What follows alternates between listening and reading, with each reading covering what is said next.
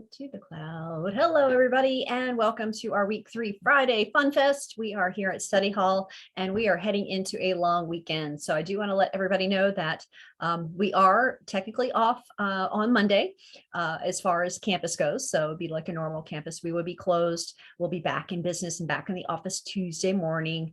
So, if you try to reach out to anybody in other departments, we won't be on the phone. You can always leave messages though, and you can certainly still send emails if you have something pressing or questions or something really kind of important to share, about, any sort of life issues that might be coming up, because we still want to hear from you. So don't be shy, but do let us know. But that doesn't mean our deadline changes, however. So we still have the regular schedule for class. Nothing alters there. So assignments are still due Tuesday for our week 3. So doing the cookies and the pound cake.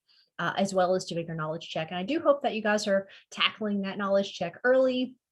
I've been kind of going through a lot of things here in class. I haven't checked to see how many people have done our knowledge check yet, but let's take a look here since I've got y'all. All right, participation is kind of low. I got my typical A+ people kind of doing those knowledge checks. So everybody, please get those done early. Get in there and knock that out. All right, it's about cookies, so it's kind of fun. The chapter's really not as dense as some of the other chapters to read. So take a look at that one, and we'll be doing cookies throughout the rest of this class. So you'll read it once, you'll read it again, you'll see some questions, throughout. And what's great about these knowledge checks is it builds up your knowledge bank for the final exam, which is in week 6. So we have an exam instead of a quiz. So it's just a little bit longer. Normally our quizzes are 10 questions. The final is 25, but they are basically a review of the same material that you've been getting throughout the knowledge check so far and will get coming up. So just keeping up with those is going to be your best way to know what to do and kind of review, if you will, for your final exam and how to ace that. So keeping up with those is super duper important. And so looking at, assignment wise, I've got just a couple come in and they're looking good so far. So that's really awesome. But I know a lot of people will be busy this weekend, and hopefully you can fit doing 1 or 2 or all of them for whatever kind of celebration you might be having with your Labor Day time. Or if you're just you get it one of the days off, that would be fantastic. Dedicate that to your assignment and knock that out so that when we get into week 4, you guys are going to be ready, because we're going to be getting into making some delicious chocolate things for week 4, doing brownies and some more cookies. So one of my more favorite weeks, because, well, I'm a chocoholic. Tried and true, so it's one of my more favorite weeks, but I love all of them. I love everything baking. So I kind of wanted to chat today a little bit about rolling the dough, handling our doughs, and talking a little bit about the decorating aspect, which is an option for your sugar cookies this week. So that, if you want to try that out, please do. If you don't want to tackle the royal icing, that's perfectly fine as well. Not a big deal. But you could add some sprinkles or some other sort of garnish on top of your sugar cookies. The kind of main thing I need to see, though, as always, is, the procedure of making the doughs, making the product, how you handle it, how you roll it, how you bake it, seeing all those. That's like the technique part is what we're really, most interested in making sure you guys learn, because that's going to carry you throughout your program as well as your career. And these techniques that we're learning in this very first classes, like these first 12 weeks of school, are like the most crucial basic ones. And that will carry you, like I said, throughout your career. So it's real important to kind of, get as much as you can out of it. Ask me whatever questions you might need, answered, because I want to make sure you have that solid foundation to take on, so when you get into the more fun decoration and more complex aspects of making plated desserts or putting together layered cakes, you have that confidence. And I know that a lot of everybody's really just starting with scaling ingredients. And I've had some folks mention it takes a little bit longer to kind of get the job done. But I promise you, as the weeks progress, you're going to get really fast at scaling ingredients. So at first, it's going to take a little while to kind of dial it in, make sure you're super duper accurate. So if it says 250 grams of flour, don't make it 255 or 245 or 240, because the recipes will be altered a little bit and you may not get the right results. So it is important to kind of be as precise as possible. And usually that's a good thing for pastry chefs. If you have any sort of need to be super detail oriented and, really precise, and your friends or family are just like, geez, could you lighten up a little bit, but it's a good habit for us as pastry chefs to kind of be really precise. And so, try and practice that if that isn't a natural, feeling for you. Okay. So let's see here. Okay. So I want to take some questions. Anybody have any questions right off the top of the bat about the assignment, the week, class, school, anything on your minds right now? Please share. Say hello. Got a small group today. That's okay. Glad to have y'all. Nothing so much? No? Okay, that's all right. Well, who out there, other than Christina, she's already turned in her assignment, but has anybody else been starting on the doughs, making the cookie doughs or anything, or doing the pound cake? Has anybody knocked out any one of those yet?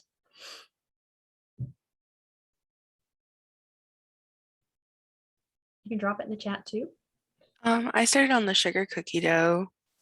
Okay, and how'd you think? Where are you at with that? Is that chilling in the fridge now? It's just chilling in the fridge. I think I'm nervous to roll it out just because in case it crumbles or something, but it's pretty good texture so far.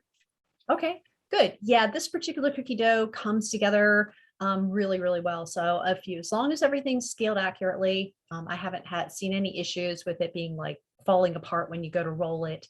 The only thing is that, when you go to roll it, you want to make sure you let the dough kind of hang out at room temperature, 5, 10 minutes, 15 minutes if it's like a cold winter day, just to let it soften a little bit. Anytime we have an item with butter and we put it in the fridge, we know what happens to butter when we put it in the fridge, right? It gets really cold and it gets really firm. So, we just need to, when we take something out that has butter in it, we need to let it soften just a little bit in order for it to, roll out really well. So if you try to like take it out and start rolling right away, it's not going to relax and it's not going to want to go out for you. So just give that a few minutes and just leave it wrapped in the plastic wrap. Sometimes if you're in a very humid climate, I used to live in Miami, so it's really humid there a lot by the water. So you just leave whatever it is wrapped in plastic wrap until it softens up a little bit. So if there's any condensation that forms, any moisture that forms on the outside, it's on the plastic and not on the dough, and it won't make your dough sticky. What other tips? I don't know. Do you have a good rolling pin? You feeling like, you know what to do, or do you have like any questions, want any pointers? No, I feel like I understand it so far, and I have a pretty good rolling pin. It's just been sitting there, so this is the first use. Okay, awesome.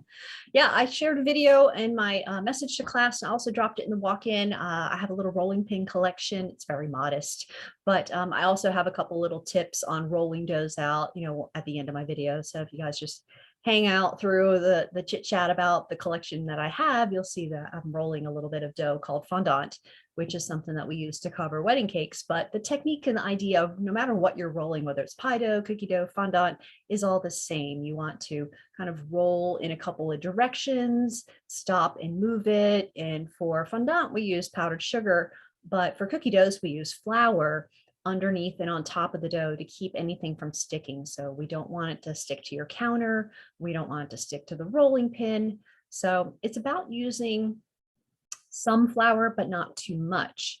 If you add too much flour, then it gets really, really dry and it gets into the dough and it can make it taste really kind of floury.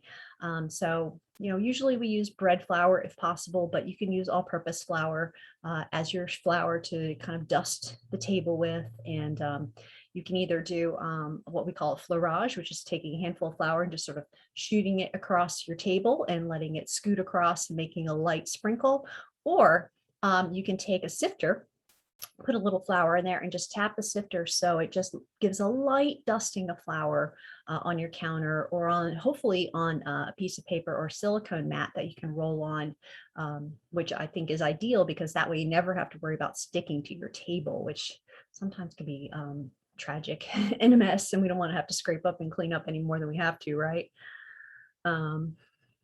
Yeah, but good luck and enjoy the christening of your rolling pin. That's exciting.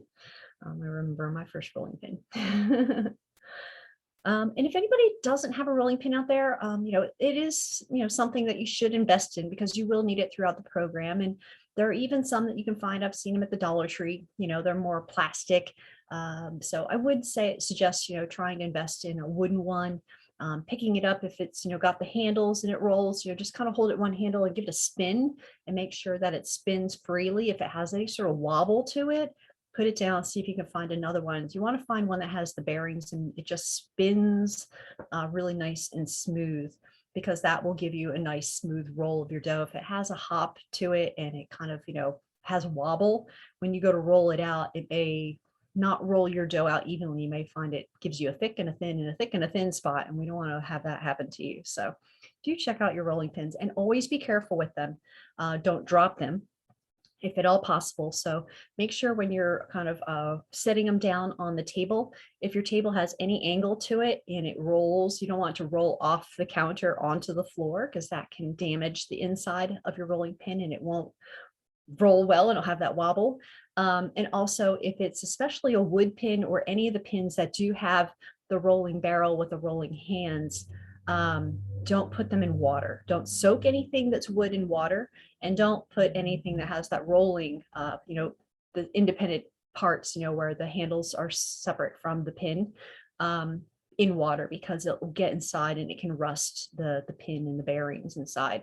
But wood especially, you don't ever want to soak in water. You can wash it with water and rinse it off and wipe it off, but don't let it ever soak and sit in the sink. But what I was trying to say is, like, there's two kinds of rolling pins. So there's the dowels, which are single solid piece of wood.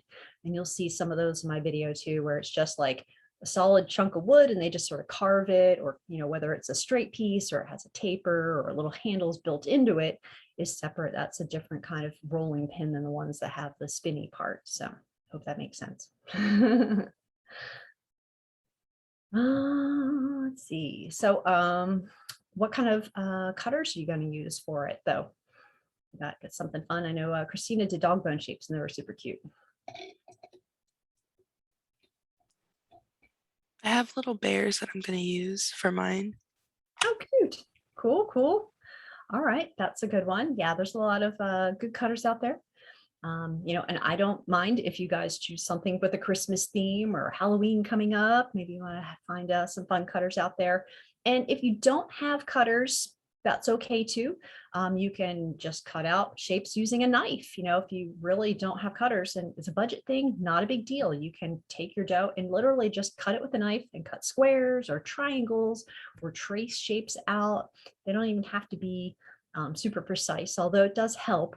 The main thing about cookies is that, we want them to be, if we're doing a production, to have them as uniform as possible. So meaning the portion control. And I did talk about this on Wednesday when we were using scoops to portion control. Same thing with like cookie cutters and rolling things out. If they're the same size, the same thickness, they'll all bake and finish at the same rate. So we don't ever have to worry about ones that are a little overcooked or little ones that are undercooked. So same thing with the roll and the cuts, so if you have a cutter, it's easier, faster, because you're just like punching out the shapes. But if you need to free form it, you can do that as well. I'm not particular if you want to use something different, or, if you need to use something at a pinch, like I said, a knife works, or I've even had students use like a can, say from soup or vegetables or something, and cut both ends out. So the top and the bottom, so it's just a tube. And that punches, and that works really well, not only for the cookies, but also coming up in week 1 of PA105, your next class, you're going to make biscuits. And so you don't have to purchase a biscuit cutter if you use a can like that. So that might help you guys out. I would recommend staying away from using a glass, like a drinking glass, because the edges, the glass itself is going to be usually too thick, and it won't like cut the shape very well. It'll just sort of crush the edges a little bit. You won't get a nice clean edge. But when in doubt, let me know, send me a picture or tell me kind of what it is you have as your options to work with, and I can give you some good advice. Let's see, what else? Let's see. I was going to pull up some pictures here of some royal icing ideas for you guys, give you a little eye candy here. So let me share my screen, because this is some fun stuff. So decorating with royal icing, the sky's the limit. Your creativity is able, to just take flight here, and you can do as simple or as fancy a decoration as you want. So if you want to just do, say like just white decoration, white cookie, don't color your royal icing at all, fine. That's totally fine. You're just going to get really beautiful, clean look here, kind of taking a look at that. But you could go back over it and give it some little extra detail if you want. So it could be just as simple as that. But if you want to add color to anything that you see here with colors, what we do is add food coloring to it. You can purchase some that are already made in like colors, but let's see here. I don't know if we have something for Wilton, but you can buy food coloring, and usually you want to purchase the gel paste colors. So let's go up here. Let me just type in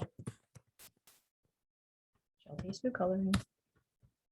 All right, so let's take a look at here. So gel paste food coloring is an intense type of food coloring. So, you get those food colors that you might dye Easter eggs with, in those tiny, cute little bottles that are shaped like a teardrop from McCormick's usually at the grocery store. But those are really watery. And so you try to add it to something that's going to thin things down.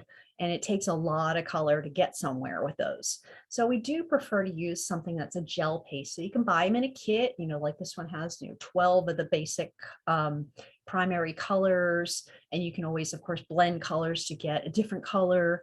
Wilton has like these little jars, like an 8 count. And you can find, Wilton stuff very easily at Walmart. They always have like a cake decorating aisle near the party section and the greeting cards of whatever store you shop at. So that's something to look for. They usually come in a little box and you get a little set there. And that's a good start. I have to say, like colors like this, like Chef Master or AmeriColors are really popular, very solid brand. And you can see it's like $5.75 just for one bottle. But if you buy a set here, for 30, they'll last you a long time. A couple drops is all you need to really give you some good color here. But you can find all different kinds of colors. I'm not familiar with this particular one, but it looks like it's just shipped through Walmart. But AmeriColor is a big one. Let's see what else we got here. But Chef Master's good. And when you get commercial, AmeriColor comes in like these big, like 8-ounce bottles too. So all different kinds. And you can get like if you want a color that's black or red, you got to get ones that are like super black. Because when we start with something like royal icing or buttercreams, we start off with a very light or even white color, and it's really hard to get to black and deep true reds without using a lot of food coloring. So you always look for ones that are like red or deep blue or deep black. Super red's a good one. But really you just need a couple drops. So getting back to the royal icing here, if you've got your bowl of royal icing, you can just make your batch and say you want some red, some white, and do like Christmas here. So you want some red, some white, some green. So you take your bowl, you make the royal icing all together first, and then you separate some out into individual bowls, and then you can just add a drop of color. Now, when you use any kind of food coloring, just add a little bit, stir it in, and see where you're at. You can always add more, but it's harder to take it away. So say you want pink instead of like red. You just use a little bit, and a little goes a long way, and then you can always build and add more if you need to. And then, always hold like a little bit of white back just in case it does get a little strong and you want to kind of thin it and lighten it up a little. You can stir a little white back into it. But the way some of these are done here, most of these here are really just a white cookie background. So white icing put on there first, and then they add the red and green decorations to it. And it's really helpful to kind of go down that rabbit hole on YouTube or Pinterest and see what other people are doing to kind of really get some cool ideas. This one's a good example of how we usually decorate a cookie is we start with a border. So you can really see this defined line here on this heart cookie in particular, but you can even see it just a little bit on the edge of all of these cookies. So what we do is we create this, what we call a dam or a wall. So you'll pipe out a very thin border, just like you see here. All right, so create this little wall there with maybe a slightly thicker consistency of royal icing. And then we flood it with whatever the color is, whether it's white and white or pink on the pink. And that will be a slightly different consistency. So what's happening here is they created the wall with a consistency of royal icing that's maybe just a little thicker. And then you can make another batch of the royal icing and add just a tiny bit more liquid to it, usually egg white or even just a couple drops of water to kind of thin it and make it a little looser. So you pipe it in or spoon it in. And then the wall is already kind of set. What the beautiful thing about royal icing is it dries really, really hard, like concrete. Honestly, it's really, really stiff and dry. You don't ever have to worry about it kind of mashing and mushing like some icings like on donuts. It's really, really hard and dry and crisp. So you pipe the outline on first, and then you let it kind of dry a couple minutes, and then you come back in and fill in the gaps here. So you can just sort of pour in the base color here that you want to add in. And this one you're just sort of piping in. You can see this person's taking like a paintbrush. You can use a toothpick or a spoon or a fork or a knife tip, and you can push the icing as it's flooding in here into the corners, particularly if you have designs that have a lot of points like the snowflake or like this star there, and you just sort of help it push out and fill in all the areas. So you just try and add as much as it takes to kind of fill in the area, but it won't flow over that wall that you created. Does that make sense?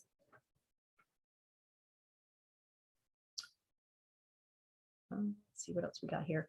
And then when you want to go back over and do some decorations like these on top, you let that base layer that you created, by flooding, let that dry. And then you can come back and add decorations on top. So that's what they did here. They created the wall with the pink, they flooded it with the pink, and then they let that dry. And then they came back with white and piped the little decorations for these ornaments on top of that. All right, so you let that flooding coat dry several minutes, and then you come back in there and do that. So you can do the little dots, you can do little stripes, you can go over the border again, give it a second outline to it. So many ideas and things that you can do. Anybody out there have experience with sugar cookies that they want to share with the group here and with class? There's so many beautiful ideas. Biggest advice I can give is if you do have a roller, put a light, like whenever you put flour on your hands, just rub it on your roll. That will help a lot. Mom, what time is it? Mom, what time is it? Hang on. I think Lena, we got Mama. hot mic. Okay, go ahead. So you mean on the rolling pin? So when you're rolling out the dough? Yes. Mm-hmm. Absolutely. Good point. Yes, you want flour everywhere, especially, and if you find that dough sticks to the rolling pin, clean it off, take your hand and just sort of rub it off, or take a paper towel if you need to and clean that rolling pin. Because if there's anything sticking to the rolling pin and you go to roll on your dough again, it's going to stick to that and kind of pick it up and keep going. So you always want to work with a clean rolling pin. But yeah, good tip, Christina. Thank you. Let's see here. Let me show another design idea here with flooding and the royal icing. So with something like this, what you see, so it's blended in, designs like here or here, where it's not a 3D dimensional pattern. So what they do is they created the border first, they flooded with the purple, and while that was still wet, they piped little drops. For this one, they just piped dots of white here, here, and here. And then they took a toothpick and dragged it right through here to create these little hearts. All right, so they just went around like that. And that's what they did. For these guys down here, they did the flooding while it's still wet, and then they piped stripes. So stripe of white, stripe of white, stripe of white, stripe of white, stripe of white, and then they went blue, blue, blue, blue, blue really quickly. So they have two bags ready to go, one with white, one with blue, and you just pipe, pipe, pipe, pipe, pipe, and then you go with the other color, pipe, pipe, pipe, and then you take your toothpick and then you go drag, drag, drag, drag to make these really cool little designs there. So you just kind of go back and forth.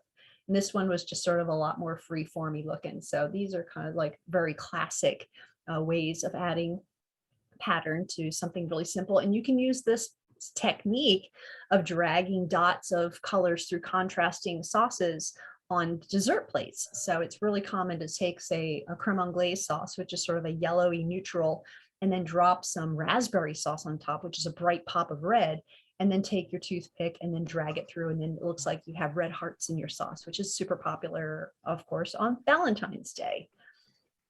So that's kind of cool. This one is more of a, looks like they did stripes. So they did like a sort of a star pattern here and then just dragged through this way, kind of a spiral swirl there. So that one looks pretty neat.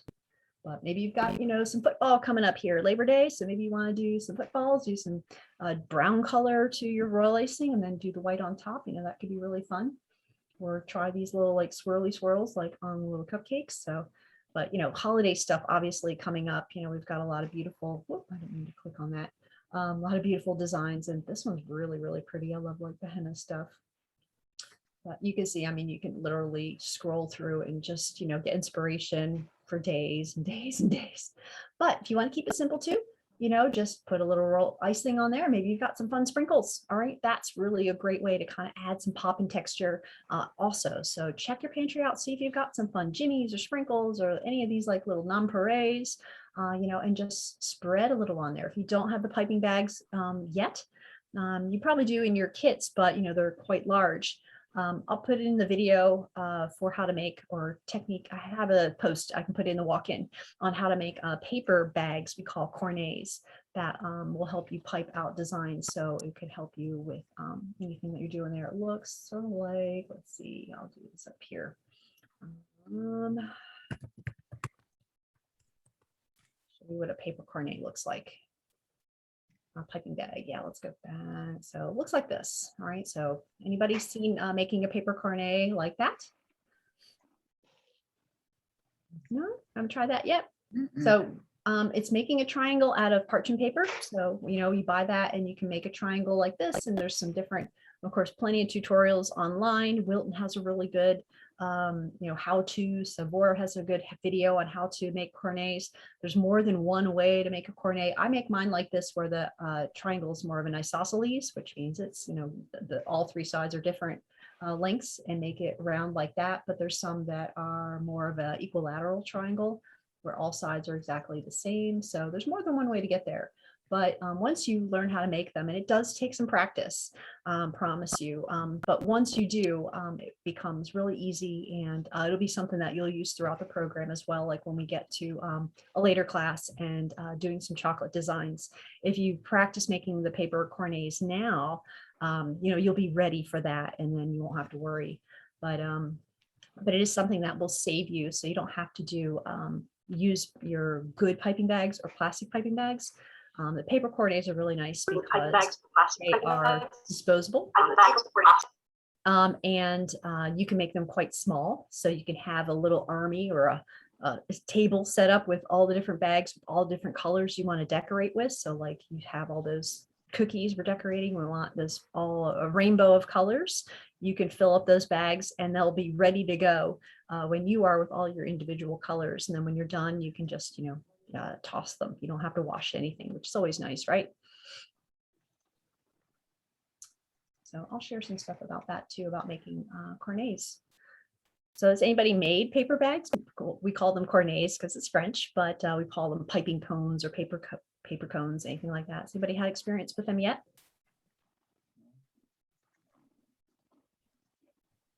Yet? No, kind of quiet today. Okay, that's all right. Not yet. Not yet. Okay. I don't know what Not yet. I don't know how to do a paper bag. Oh, what's going on there, Murray? We've got you on two lines there, Murray. So maybe they're kind of vibing out there. Here, let's turn that out. Yeah, it's got some feedback going on. All right, so I was going to chat or show, some pictures about rolling out dough here too that may be helpful. So just kind of, I just do a Google search. This is a great way to kind of explore the internet because there's so much information out there. And not only lots of great eye candy, like, looking at the designs for the sugar, but also, kind of getting some tips and tricks also in addition, see what other people are doing too. So, just rolling sugar cookie dough and then just hit images, and it takes me to this page. And of course, we see a lot of things here, but if you find something that is helpful to use that you uses these little rings. Hang on. Okay, thank you. Our mute on. It's kind of, there we go. All right. these rings on here, the whole thing with these rings is, let's see if somebody's got one using down here. I was trying to look for one, like this one's got some, where is it there? Rings on the side of your rolling pins. You can see this like kind of ring there. You put those on there and they're certain fat, kind of thickness. And you put them on the ends of the rolling pin and you fit the dough in between the rolling pin and in between these guys. So you can only roll this as wide as, you have the rings are extended on your pin. So if they're very close, you can only have a little piece of dough. So put them to the outer sides of your rolling pin, but that can be sort of like a little cheat to help you get the right thickness of your dough, because the dough will only, the rolling pin will only go as low as these rings are as thick. So that's how these little sets like work here. So you can see this one, your dough is going to be quite thick compared to the green one, which is much thinner. So the dough and the rolling pin will be much thinner and closer to the table. But if you don't invest in one of these, that's fine. You can kind of still make a basically kind of like a form that will help you by using something like this. So you have, these are paint stir sticks. You can get them from like Home Depot or the paint section at Walmart even. And you can use those for a guide or rulers or dowels, or sometimes even like chopsticks, because chopsticks sort of have flat sides, unlike a straw. Straws are round, but chopsticks work pretty good because they have flat sides. So you lay a chopstick here, you lay a chopstick here, and as wide as your rolling pin will let you, the rolling pin has to touch the guides. That's the only thing. So you can see this is barely making it, but it will, again, on the opposite sides of your dough, allow you to roll the pin back and forth on top of here, and the dough will only be as thick as that guide is. So that's kind of a good way to also help you while you're learning to get the right thickness to your cookie doughs. Because eventually you'll break away and you won't need these guides or these little rings to help you out anymore. But because you'll be working with pieces of dough when you work professionally that are much larger. But, to start off, it gives you a little bit of sense of how thick your dough should be, because, again, kind of portion control, cost controls, and then having that consistency across your product, is important to have the right thickness of your dough throughout the whole piece of dough. So it's not like thick and thin or wavy, so trying to be nice and flat and nice and even across the whole shape and size of the dough is important and a skill to work towards. It's not like I expect you to be perfect right off the bat. Of course, we're learning here. This is a learning place. So it's starting out. So that's why I'm trying to give you some of these tips here to help you, so that when you do pull your cookies out, they are as even as same thickness as possible.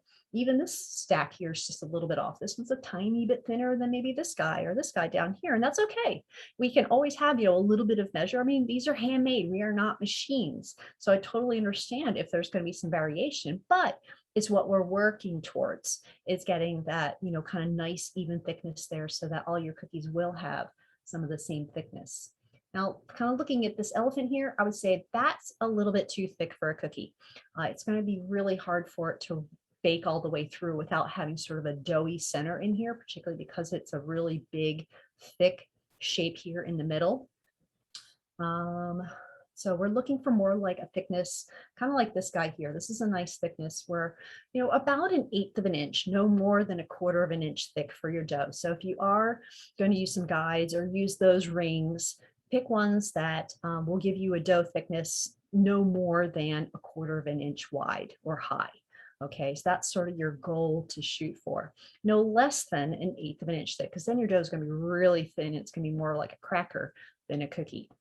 But more than 1/4 inch, and your cookie's just going to be really thick, really heavy, really doughy. And from a professional standpoint, you're giving away a lot of cookie dough where, we're trying to be conscious of your cost and how much you're spending and selling things for, so you can make a profit, because bakery business is really hard to make money off of. So we got to be really careful about how we go through, rolling stuff out and how much portion control we give to our products here. So just want to kind of share that with y'all. But yeah, but good luck, take your time. And, here's another good example of rolling out with like these pieces of wood here and showing you this is the dowel rolling pin, that single solid piece of wood. So using this to roll back and forth, and you can see how it really works and helps you as a guide. So try that out. and just work with one small piece of dough. When you make the sugar cookie dough, you can use one chunk of it, or I recommend, like in class on Wednesday, to break the dough into 2, maybe 3 portions after you make the dough. Wrap them up and flatten them. Don't leave the dough like a big softball, like flatten it into a patty. It will make rolling out go so much easier. It'll actually chill faster too.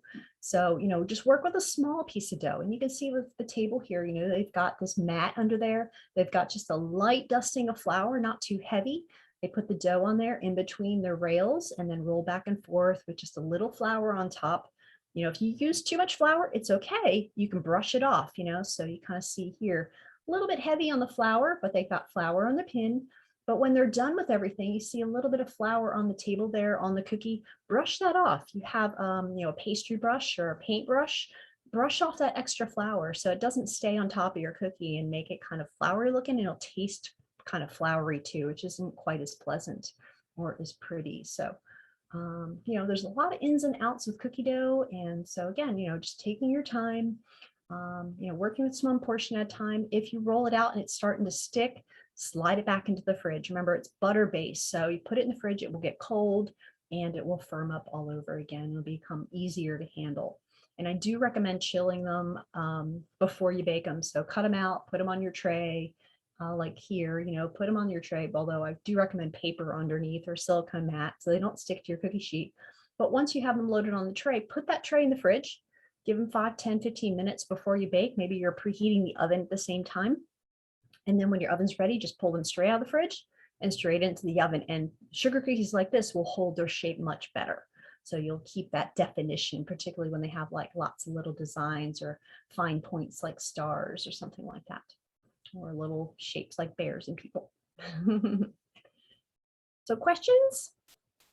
I know I've been chatting a whole lot. Let's see. So Mary's asking about showing how to make the paper bag look like. Yeah, so I'll put that in our walk-in, Mary, so you'll be able to see in more detail, how to make the piping cones, the paper bag. And if you don't have the time or the parchment paper yet, but you still want to pipe some designs, some Ziploc bags do work pretty good as a stand-in. So you can just put a little bit of icing in the bag and then cut one of the corners really, really small. You can always cut more off and make a bigger hole. But if you cut too big and you have like a giant hole and it's like piping with a garden hose or like a fire hose, then you got to start with a fresh bag.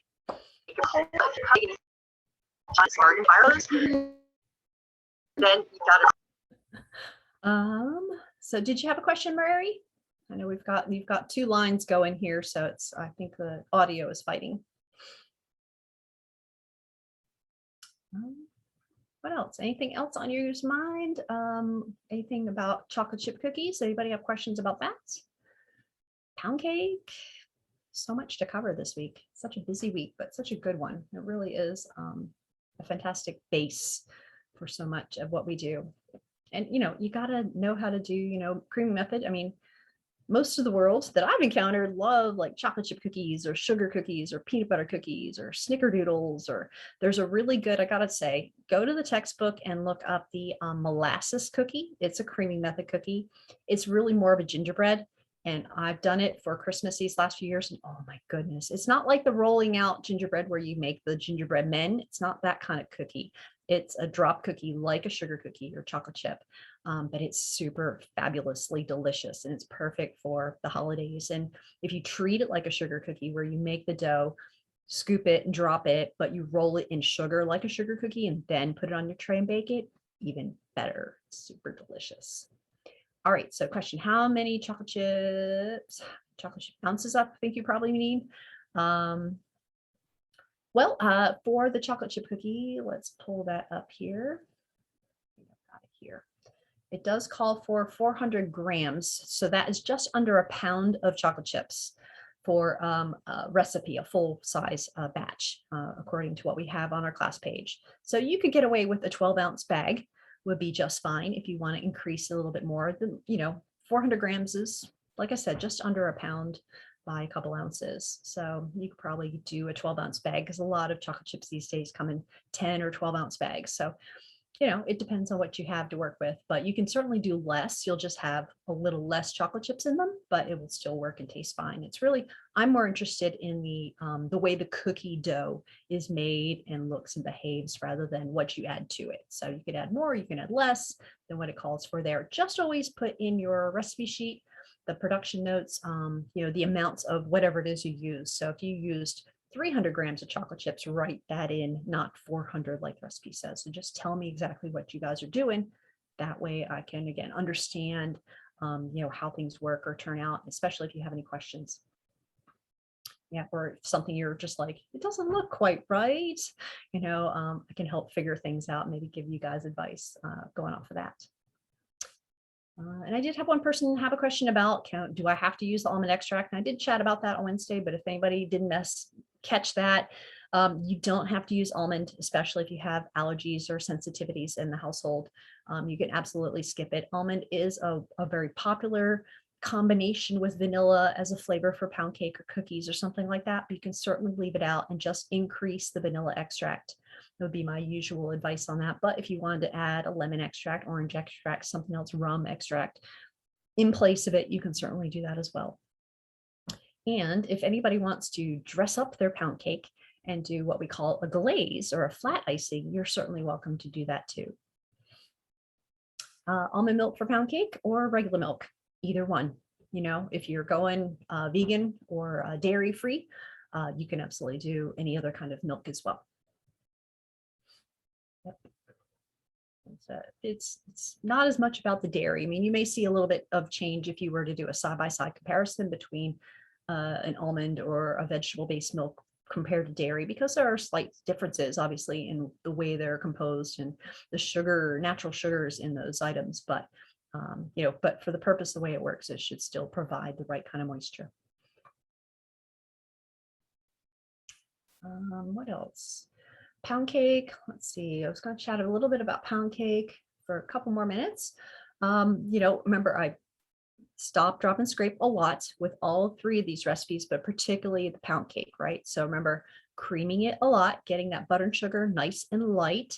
So that one you cream the most before you start adding the eggs. So you get really light texture, almost to a light pale yellow, almost even kind of a white color for the pound cake, just the butter and sugar alone. All right, then you can start adding those room temperature eggs. So remember, you know, kind of letting your eggs sit out on the counter for a while, or if you need to speed it up, put the egg in the shell still before you crack them in a cup of hot water to allow the eggs to warm up slowly. That's super, super important. It will really help you get a really perfect, successful pound cake. So remember, room temperature, adding eggs slowly, stop, drop, and scrape frequently. Okay, a lot. But if something goes sideways and you start seeing that emulsion break, where you'll know if you look at it, and see if I can pull up a picture real quick, that it looks sort of like cottage cheese curds swimming in soup. You know, it's sort of like really soupy and chunky looking and not smooth. Sort of a cheat that you can do is add a handful of the flour. So you have that scaled out measurement of flour that you're using for your pound cake, right? So it's sitting there hanging out, waiting for you to add it in. If you see that it's, you know, the eggs you're adding a little too fast, oops, I added too much too fast, it's not wanting to blend together, or my eggs are a little too cold and the butter doesn't want to blend really well, add a small handful of flour, like a tablespoon or two of flour, and that will help absorb some of that moisture and bind it a little bit so it has a little more texture and grip, and it will help create that better emulsion. Let's see if I can pull up a picture. I don't know if I have one on standby here, so I'm kind of doing a quick search. Okay.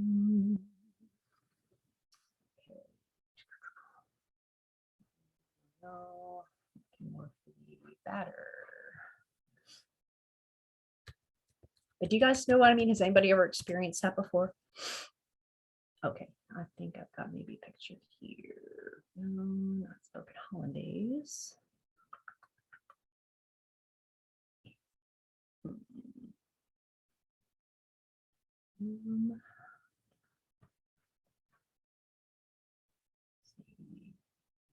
Buttercream's almost there.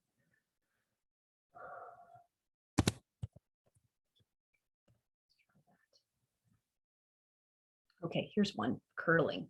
Curdling is another term for it. So here, I'm going to pull up this picture right now.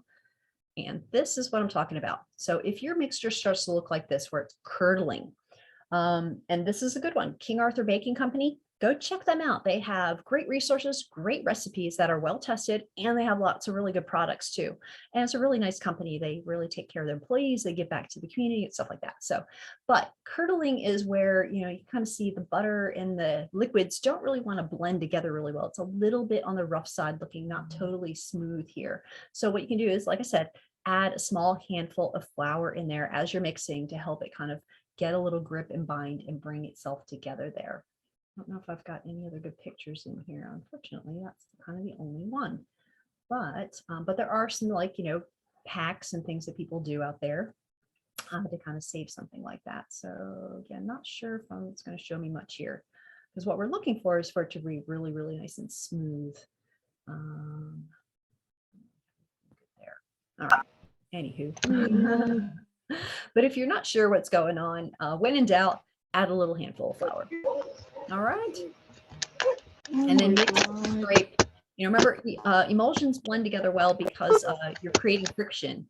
So also using that mixer and agitation will help bring it together. And you can always take it off the mixer and use your rubber spatula and sort of beat it up together by hand too. So if you're not sure, you can always just sort of work by hand.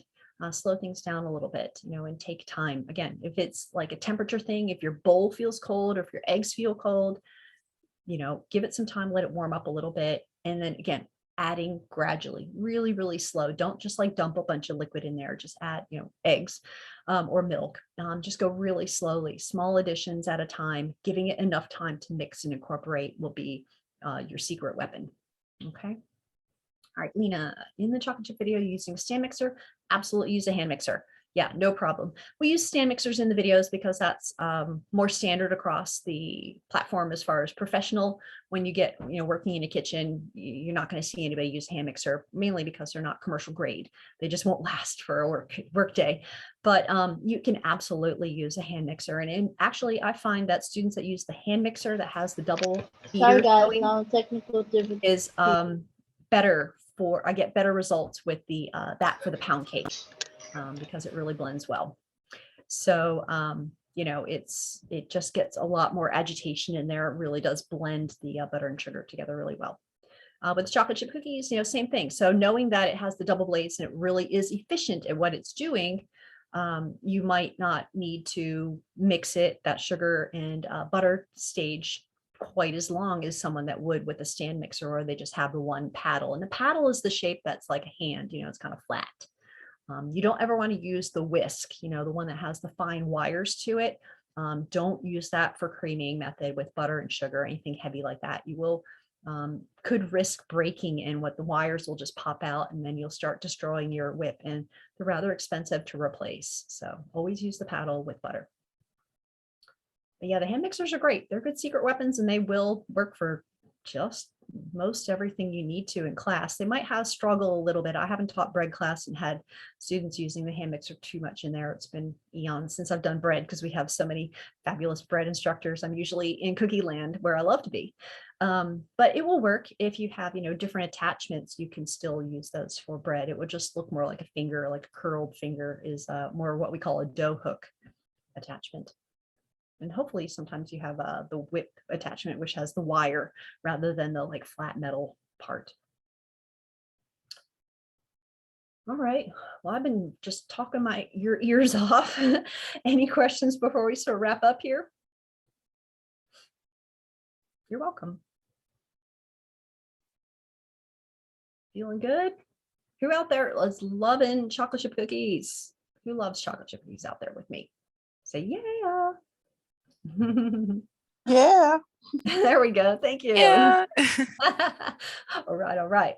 I know your families are going to probably be really stoked to have lots of goodies around the house this week. And I'm sure they love the pancakes and crepes too, because I got a lot of good reviews from students. But yeah, I do hope that you have a good time and share the love, and get their feedback too. You can always add their feedback into your notes and be like, my kids loved it, or my family loved it, or I made this for my mom, or whatever. I love to hear that stuff and how you guys share the love with your family too. All right, well, right on. So just giving you a brief look ahead. So we're getting into week 4. When we get back from our long weekend, we'll have week 4 class on Wednesday, and we're going to get into double chocolate cookies, biscotti, and brownies. So while you're shopping for chocolate chips, maybe grab an extra bag or 2 because you will be using them. We're going to melt chocolate and butter together to make the brownie and the double chocolate cookie. So, if you can and you can afford it, it's in your budget now. Grab that chocolate now. Semi-sweet chocolate's a really good one to get. So the same kind that you'll be using for your chips, for your chocolate chippers is good. If you want to do something different, like a darker chocolate, like something that has a 60%, has a number or percentage on the label, and you kind of know you like dark chocolate, then you can go that direction. But don't go with milk chocolate for the following week's recipes. You can use them in your chocolate chip cookies, but they won't work very well with the brownie and the double chocolate cookies. So stick with what we call semi-sweet chocolate for week 4 if you are shopping for it now. Okay.